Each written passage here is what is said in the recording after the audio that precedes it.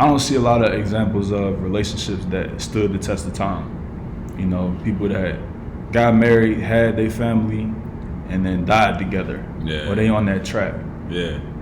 And I think it's both sides. It's never one party. You know, it's the man and the woman. But ultimately, it's that daily decision. Like you waking up every single day making the decision that I'm going to do everything I can to be there for my family and the partner that I chose to be with. Mm-hmm. I think sometimes people wake up and make the decision that the juice is not worth the squeeze.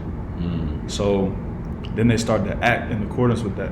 And they don't turn over every stone that they could turn over to fix themselves and address the problems in their relationship. Really going on. Right.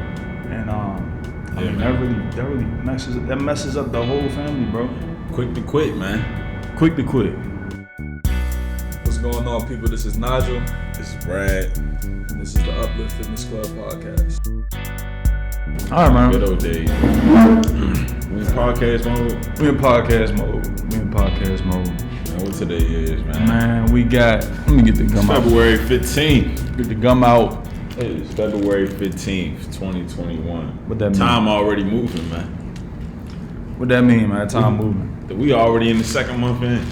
What have y'all done? Man, hey, this month, bro. You already know February be a wrap. Ain't number 28 days. Bro, this month, I'm telling you, like, from where I went, you know, when I was going through that 3 weeks ago, you know what I'm saying? You know, emotional turmoil, all of this stuff. Right. People coming into your life, coming out of your life, all that. Bro, I had to soldier through. It was a point where, you know, I had specific deadlines I had to make. I had to study. I had to get up, work out, because I got goals I want to hit.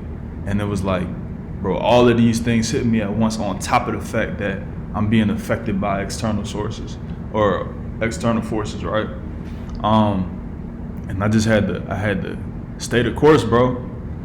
It's like I got either you gonna wake up and do what you want to do, right? Do what you have to do, or you gonna allow this distraction to overcome you, and then you're gonna lose your opportunities. So when I tell you, like, bro, the decision that I made almost every day to wake up and do what I need to do has put me in a position where I got options now. Bingo! I got options now. And it's like, bro, it's almost paralysis by analysis. Yeah. Like I'm sitting here overthinking, like, but I wouldn't have that on the table if I didn't make the decision to be consistent, stay convicted, and push through the BS, bro. Man, where you think you learned that from, man? Bro, I learned that from years of ineptitude. I was just like living life, thinking, I have a thought like, yeah, I want to do that. And then don't do nothing about it for like 6 months and be mad at myself because I ain't do nothing about it. Yeah. And then the opportunity is gone. You feel what I'm saying? So tired of being tired. Sick and tired of being sick and tired, bro. Like, I mean, everything. Being broke, not having no money. Yeah. I mean, we talking about 2019, got my car repossessed. Man. Had to sit down and plan. You feel me? Yeah. Then it's like, okay, your money good, your credit messed up. Gotta sit down and plan. I'm tired of not having no credit. Tired of driving around and knowing in the back of my mind, if I get in an accident, God forbid, I ain't gonna be able to get a new car. I'm gonna be messed up. Yeah. And I get my credit right. Then it's like, bro, you ain't making enough money. And you sick of your job. All right, we gotta start applying for jobs. You feel me though? Like, I mean, I feel you. The listenership don't know, man. I don't think I said this on the last episode. What's that? But I quit my job. Praise Jesus. Hallelujah. Quit my job.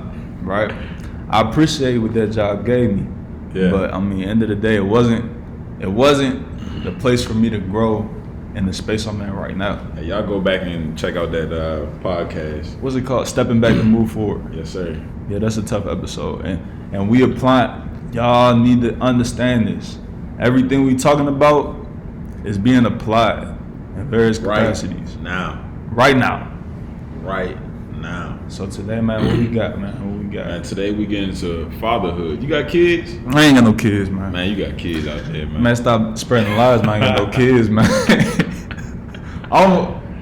Never mind. We get into fatherhood, man. I don't have kids. Hell no. He ain't got no kids. We ain't got no kids. We ain't got no kids. You know what we did have, man? What's that? We had fathers, man. Man, we did. We had fathers. And I appreciate my pops, man. Absolutely, man. I love my daddy, man. I'm the type of kid, man. When I was like 3 years old. Yeah. You know, this is where you really find out what type of kid your kid is when they're Yeah. like 2, 3, when they cry. Yeah. Cause they immediately gonna go to who they Yeah. like more. I want my daddy. I'm in the daycare. You gonna have to come get him. He out here crying. I'm in the back. I want my daddy. I know my mama coming to pick me up. Yeah. She come in the door. I want my daddy. Turning up more. Yeah, bro. I mean, my daddy is man. He was the first man that I knew that I respected his opinion. You know what I'm saying? He was giving me guidance. I could go to him with certain stuff I might not be able to go to anyone else with. Right. Or I felt that way. You know, that was my first counselor. Yeah. A son's first hero. A daughter's first love. Man, say it again, man. So the son's first hero. A daughter's first love. That's on everything, bro. I remember back in the days, man. I mean, my dad, man. Man, we gonna get into it. I'm gonna get into it later.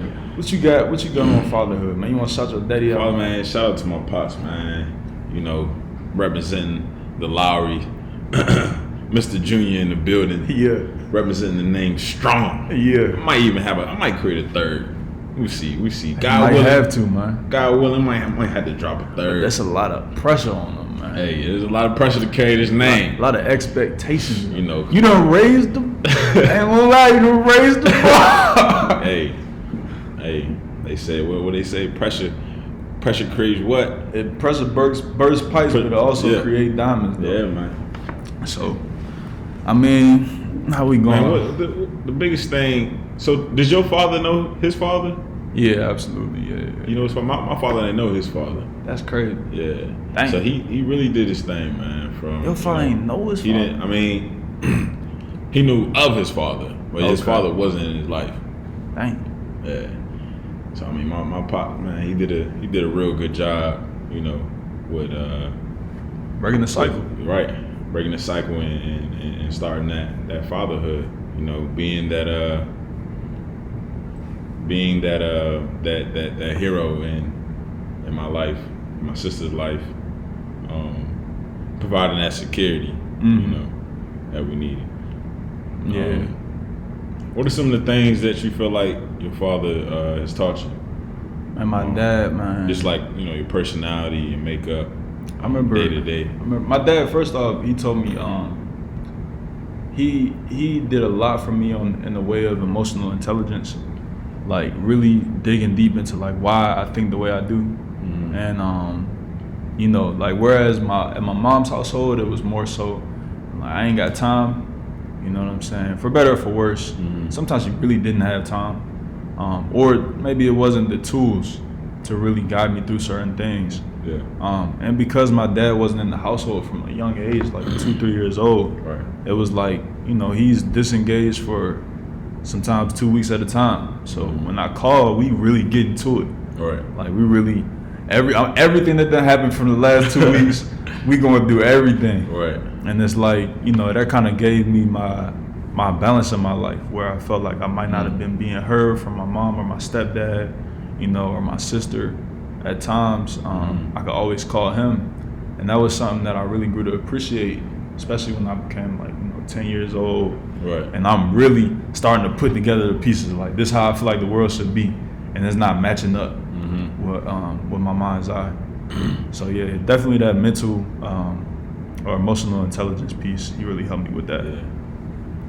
What you feel like your dad helped you with? Yeah, my father was definitely big on the that emotional security.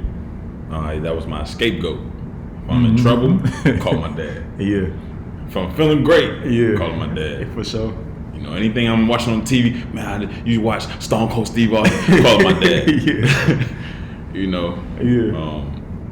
The whole nine. I mean, related to anything that I was interested in, I feel like I could relate, speak to my father about it. Some of the things that, you know, I couldn't speak with other family members, or I felt like I couldn't talk to them about it. I could reach out to my pops. I mean, you feel like your dad was like your best friend at a certain point? Yeah, man, for sure. Like especially once my parents split.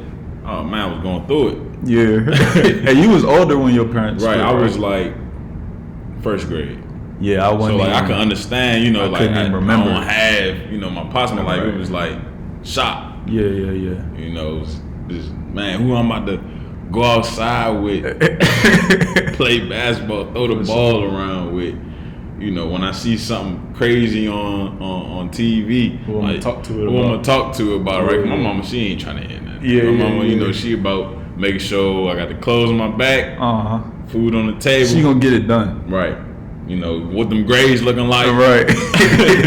Go to bed on time. She's like the she's the structure, right? Dad is like, Dad come home. It's that old Bill Cosby skit. Like, you know, Dad is great. He got the chocolate cake. Yeah. He bringing home chocolate cake. Yeah. Mom come home, everybody quiet. Yeah. And they know they ain't supposed to be eating chocolate cake. Dad done messed up. But at the same time, it's like you just appreciate that. Yeah. You know, those two sides of the spectrum. Yeah, man. My dad, man, I remember, like, I mean, keeping it real, bro, we was messed up. Mm-hmm. I ain't really know it. Yeah. I only knew it was slight differences from my mama house and my dad's house, you know what I'm saying? But we was straight, you know what I'm saying? We was comfortable. I love going to my dad's house because I'm like, I get to get away from everybody. Right. I ain't got to deal with the step pops, mom getting on my nerves. Yeah. Sorry, mom, if you're listening. I'm like, man, I got to go to my dad's house. We gonna turn up. We gonna throw football around. We gonna play basketball. We gonna do something. Yeah. But even though, like, you know, looking back at it, like, it was times where he just didn't have. You feel what I'm saying? I mean, I remember being like 4 or 5 years old, and my little brothers, audience don't know, my little brothers is young, right? Like, I could be their daddy almost. I ain't.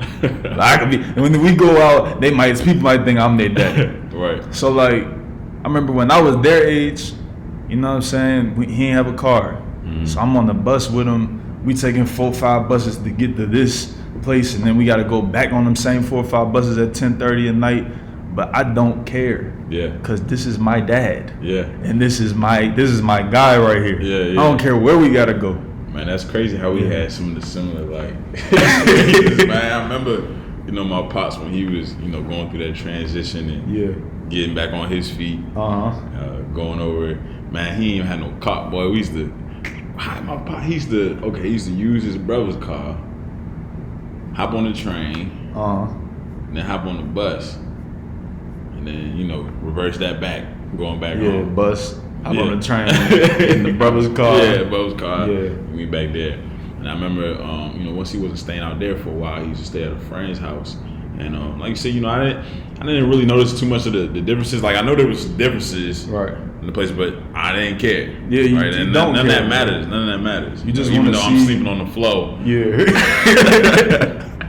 It don't matter. It don't matter. It don't matter. We good. You know, it's good. We eat tuna fish. We eat tuna fish and crackers. We good. I remember, I told you. I remember my daddy, man. Yeah. We went to the Safeway around the way where he used to live. Mm-hmm. He came home. We had slices of cheese and we had turkey. Yeah. And we rolled up the cheese with the turkey. Started eating that junk, bro. I'm like, oh man, how you come up with this? He didn't even say nothing. He was like, yeah, it's good, ain't it? I'm like, yeah, man, this junk good. Like, I don't care what we doing, bro. You about to go back home with it and show everybody. Yeah, I'm about to tell mom, hey, mom, we was eating this thing. She gonna look at me like I'm crazy. About to cuss you and him out. Right, exactly. But I remember that, man. I'll never forget. I was like 10 years old when he got his first car since he had his accident or something like that. Yeah. And it was an old busted 2-door 93 Honda. I had a music recital. He pulled up to the music recital. He didn't even tell me. Mm-hmm. Man, he pulled up outside the jump, bro, at Laura Elementary. Yeah. Marquise Small Turner was standing to my left. I started boo-hoo crying. Because I'm thinking about all them days for the past 4 years. Yeah. We've been catching the bus, catching the train, everywhere. Yeah. He got a car. Bruh, I'm talking about this car was messed up. Yeah. I ain't care. I'm like, man, my daddy got a car. Who gonna say something to me? My daddy got a car now. So it's just like, bro, I mean, it's real. Your dad is your first hero for real. He's like, man, my dad. Best. As a son, like that's That's your first mental. That's your first everything, bro. Yeah, my father, man, he's taught me a lot about patience. You know, coming up, not to overreact to things. He told me, I ain't get that one yet. He used to have little conversations about people, families be a little crazy, right? And he used to talk to me, tell me, hey, there's no size in family, right? Somebody got a problem with your mom, they got a problem with your mom, not you, right? She arguing with her sister, you don't jump in and start arguing with your auntie. You know what I'm saying? Like, that's dumb. Man, it from family to everyday life, going out. This how I carry myself with patience. Just being patient in the car. I don't got road rage. Yeah, for sure. I mean, damn, man, I've never seen my pops out of character. Like, even when somebody, is when I was like, for instance, right, I was in the car with him one day. We had a red light. This lady came out her car and knocked on his window and told him he need to move his car up so she can make this turn. He just started laughing. He said, "You gonna really knock on my window with my son sitting in the car? You better get out my face." Yeah, man, it was some big moments. I mean, some big moments of I'm not sure if he knew this, that kids are always watching. Your child is always watching. So it's just little things like that I learned. And you just gotta be patient. You gotta be patient. Sit back, observe. Don't let nobody else's actions create actions out of character actions that you normally you wouldn't portray, right? Yeah, for sure. Yeah. So we talked about how fathers provide that balance. We could touch on more of like when the father leaves the household. Like what you go through when I was 3 years old. I couldn't remember my dad living. I can't remember my dad ever living with me. Yeah, I remember living with my pops. Still pretty young. How old are you in first grade? Was it like 6 years old? 6 years old. Yeah, man. I remember just all the good stuff, of course. Yeah, right? for sure. So that transitioning, just me and my moms and my pops being away, man, it was just like a knife to the heart. Every day. Yeah, every day, coming home is just like, okay, come home, do my schoolwork, whatever.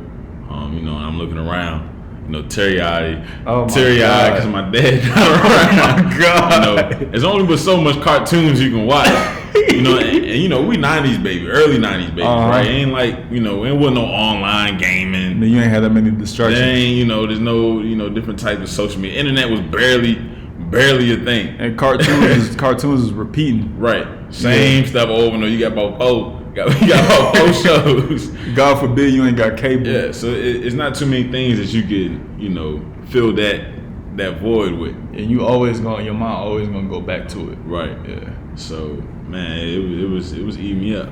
It was eating me up as a kid, man. I remember sitting in the room, when they first split up, I used to sit in the room on the bed crying, kicking the wall.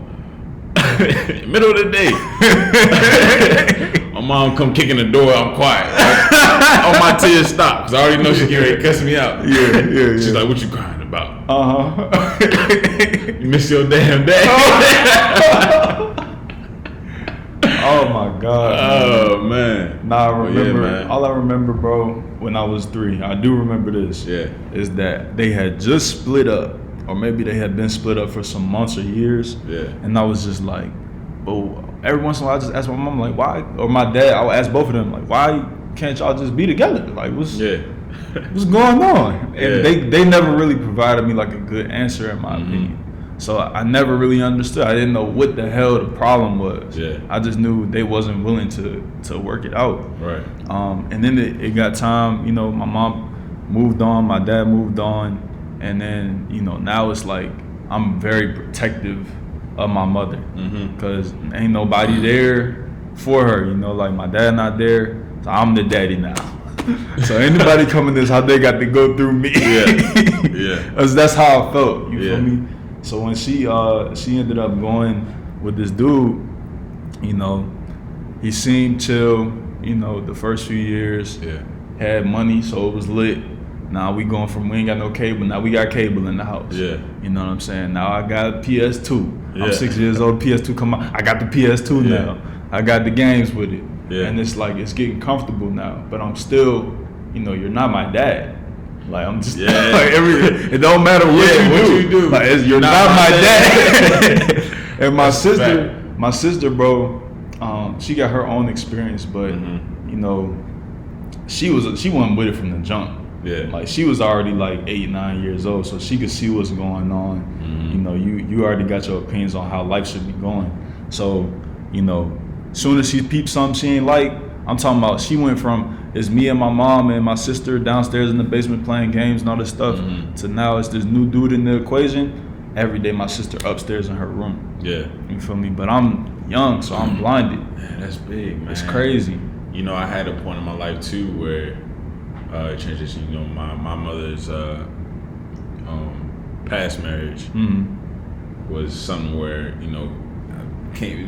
created a lot of distance between me and my mom. So I used to just go straight to my room because I was already accustomed to a certain lifestyle. Like me and my mom, I'm in her room watching, Steve Harvey show or whatever. So now, this dude here, you ain't my dad. Yeah. I'm not finna be chilling with you. Yeah. I don't know you. I got the daddy. So, that's big though. I never thought about that, hearing it from, thinking about other kids doing that. But that's something that I did as well too, my own house. Yeah, you start isolating. Yeah. But I was so young, I didn't really have that second level thought process. Like if it was good in front of my face, it was straight. Good, yeah. You feel me? So, but as I got older, looking back, I want to say when I was around 13, stuff started to go left. Yeah. Like for real. And it really got to a head. We ain't gonna go into all the details because it's not my story to tell. But I ended up becoming like the target of my stepfather's aggression. You feel me? So once, he wasn't satisfied with his situation, maybe he was unhappy with his marriage or his finances or whatever it was, and he felt like he had the autonomy. He didn't know how to express that shit. Right. Damn cousin. So I'm talking about like, it was a crazy turn. You feel me? I'm not gonna go deep into it, but like every day, whereas before it was just chill, he'd come home, go to sleep because he'd been working. It's like now every time I say something, he got a problem with it. Every time he say something, it's slick. And I'm like, I'm 13, 14 years old, so now I'm puffing my chest out. Like, nah, you're not gonna talk to me in any kind of way. And then it ended up, getting to the point where like he throwing blows, like on me. I'm a kid. And I want to touch on that too. Like, I feel like I wanted to frame this from the perspective of like our philosophy as future fathers. So the things that I would and would not do had I been placed in the position of either my dad or just being a dad or, my stepdad, right? So I want to touch on this, like hitting the child that's not yours, bro. Oh, man. First thing I thought about was like, man, never let another man raise your kids. Hell nah, bro. That's the first thing that popped in my head. Hell nah. Like, man, my kids, I will fight to have my kids, bro. Like, if we splitting apart, I'm like, man, I need my kids, man. Cause you. Well, look, I'll say this. God forbid, like we get into a situation and it don't work out. Right. I wouldn't say that I wouldn't let another man have influence over my children, but the moment that he tries to interject into my children's relationship with me, then we have a problem. Right. And I definitely feel like I know that he tried to do that because he felt like I said, my dad was struggling financially, but that was my anchor. But then he thought because my stepdad thought because he was a provider financially that he could replace that void. Yeah. There's nothing you could do, bro. Right. There's nothing you could do. I'm sorry. It don't matter how many games you buy, how much DirecTV, TiVo you put in the house. You're not my dad. So when you want to claim that title, if God forbid we get in this situation, that person got to be a hell of a person to accept that responsibility for kids that aren't yours. Yeah. I don't even know how you navigate that because you can't have no choice in who your lady choose to be with if y'all don't make it. Right. But what you can do is continue to be in your child's life, which is what I'm so grateful that my dad did. because I never lost sight of the fact that like, nah, this is the person that I come to for tutelage, for advice. Right. And I say this last thing, bro, about him. I want to say we was in the same house for about 9 years. Mm-hmm. Bro, we never had a conversation about life. Yeah. How the fuck can you call yourself a father? And this is real shit, bro. Yeah. How the fuck? Cause when we in public, this is my sons, my daughter, me and my sister used to hate that shit. Yeah. He like, it's my son. Like, bro, you're not my fucking dad. I never talked to you about life. You come home, we play for 10 minutes, then you fall asleep. Yeah. The fuck? Man, that stepfather stuff, wild, man. I remember, coming home. I was so grateful that, that I know my father, or especially, during that time, I know my father, I knew my father, right? My father was active in my life, that I didn't pick up, bad habits, from, my stepfather. Yeah. Right? It's a lot of things that I could have been influenced by, but because I knew my father, right.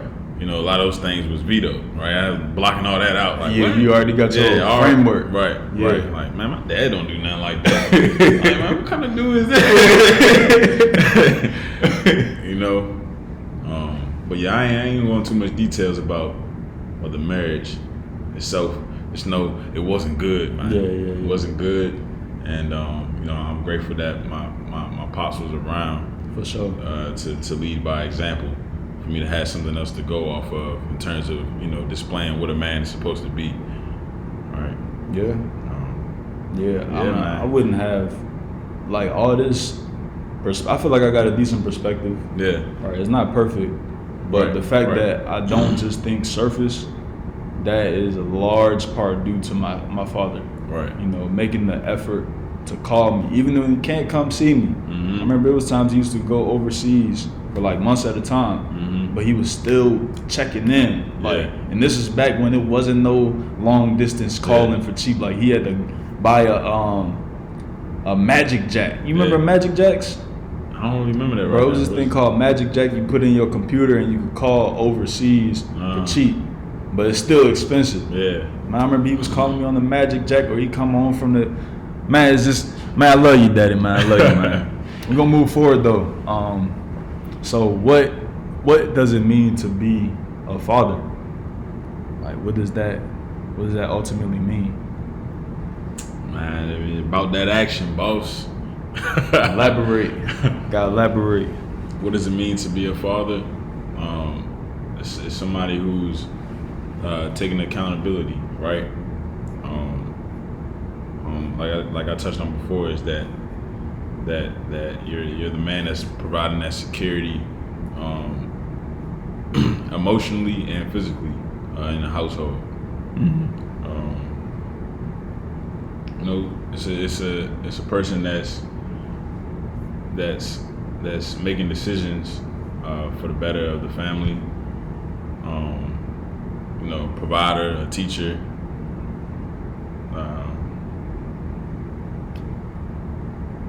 Man, it's a lot of stuff, man. Father's a lot of stuff. There's a lot of stuff. Yeah, I think definitely that you're kind of as a parent in general. Yeah. You're kind of like a chameleon. Yeah. Like, or that utility player. Mm-hmm. If we talking about sports, you got to fill multiple positions at different times. Right.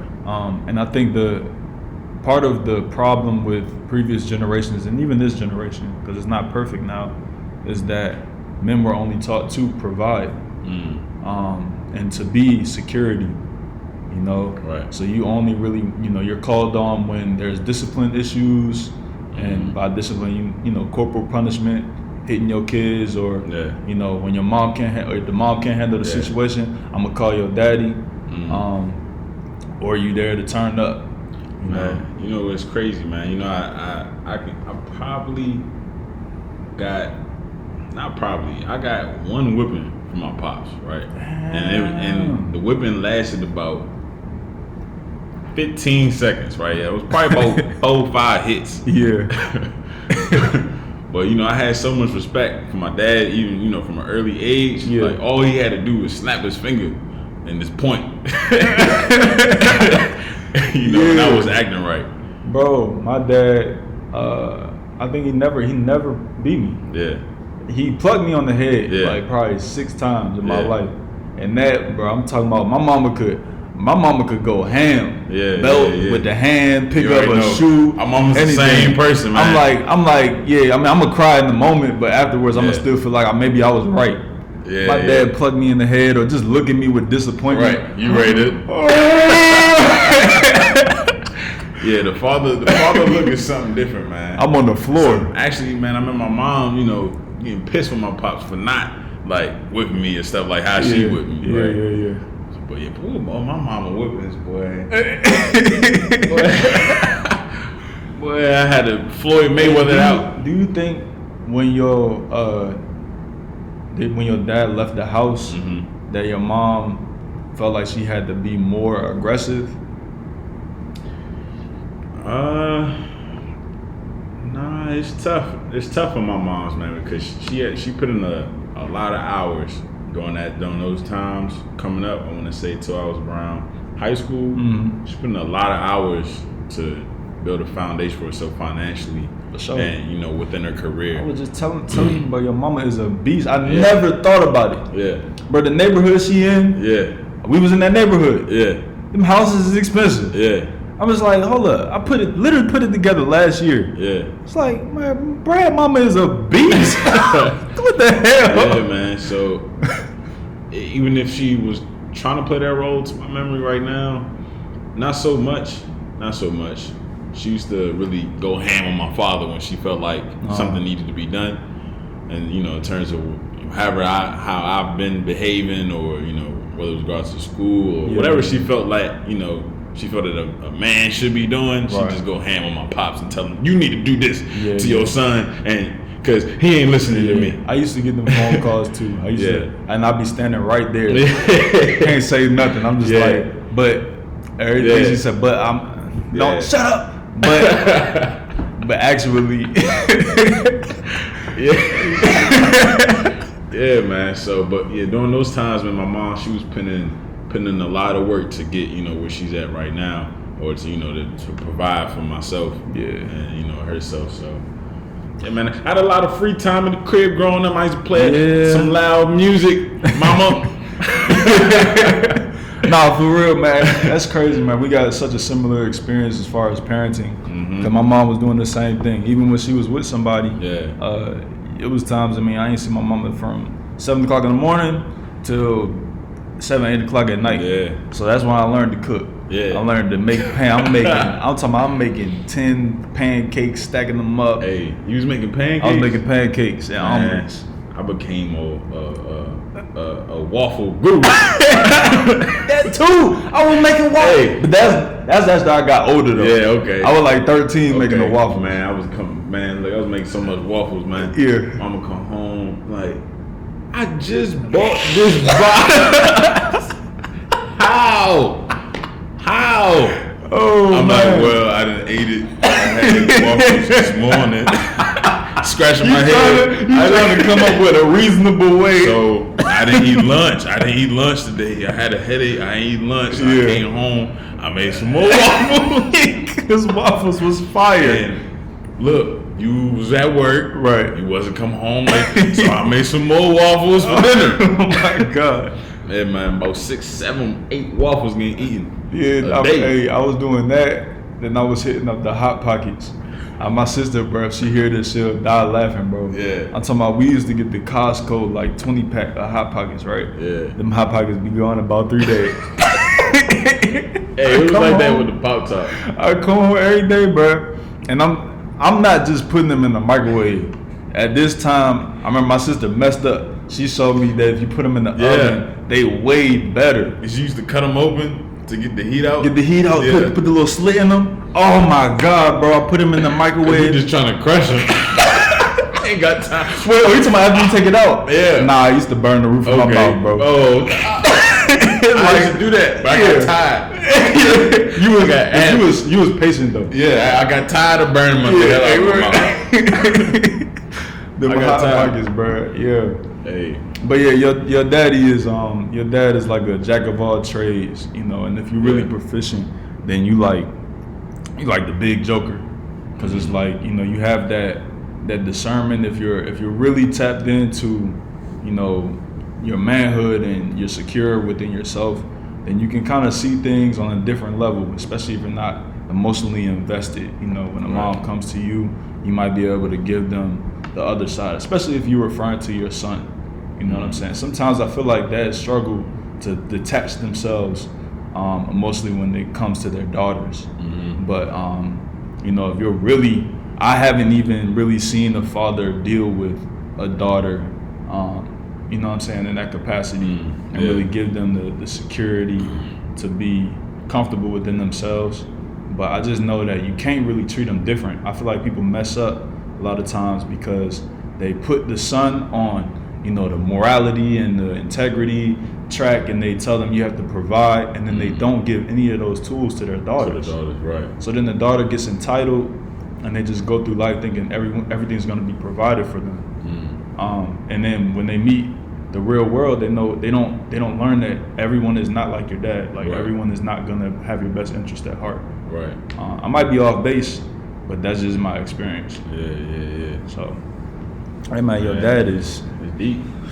Your dad is, man, to be a father is like it's a honor and a privilege, and I think a lot of people abuse the title just because you in that role. Right. Like some people is quarterbacks. Yeah. That don't mean You the GOAT. Yeah, that don't mean you got the skills to handle the job. You just filling the void for now.